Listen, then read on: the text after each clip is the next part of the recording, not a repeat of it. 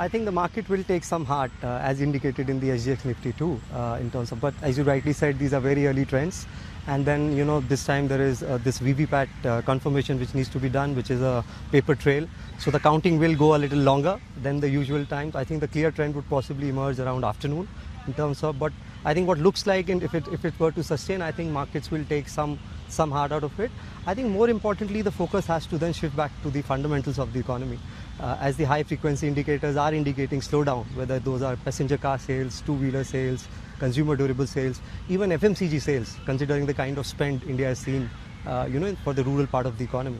So that is there. Plus, the markets markets like continuity. They would like to see more reforms, bolder reforms, better implementation of existing reforms. You raised a very important point, because that's exactly what played out in the Australian elections as well.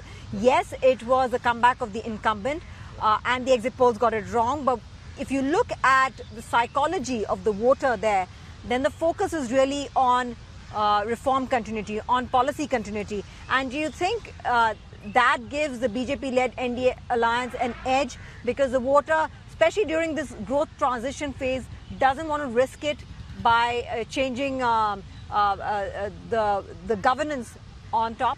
Yeah. So I definitely think that. In fact, if you see, there are a couple of state elections which are also going on board. And, you can call it Indian democracy coming of age. There are different trends in various states. So in a small state like Orissa, the regional party is doing well, but for the national elections for the same state, the ruling NDA seems to be doing well. So I think it is coming of age. So voter likes continuity, voter likes reform, and I think even national security has been a very, very dominant issue, of which NDA has secured some positive points as far as the larger population is concerned. Sure. Let's talk about those key reforms. Let's talk about what the government, whichever party forms the government, we are not calling the election. What would the new government have to do in terms of achieving India's growth potential, in terms of reforms, in terms of implementation of the economic measures introduced over the first term of the Modi government? What should be their focus areas? I think we can clearly do much better than 6.5–7% GDP growth. I think the inflation numbers look benign. What they immediately need to do is inject some liquidity. I think there's a severe liquidity crunch. In April and May, for example, it's been more than $10 billion liquidity negative. I've not seen that in my 10–15 years of career in tracking capital markets. So rate transmission, extremely important. Some GST cuts in couple of consumer-facing sectors.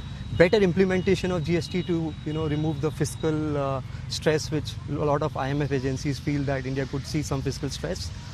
The e-way bill has not been implemented as well as the government would like it to be. We are about 10–15% lower than the required run rate as far as GST is concerned. The big one is the corporate tax. They had promised 5% reduction in corporate tax for the larger enterprises, where the turnover was more than 500 crores. That is to be played out.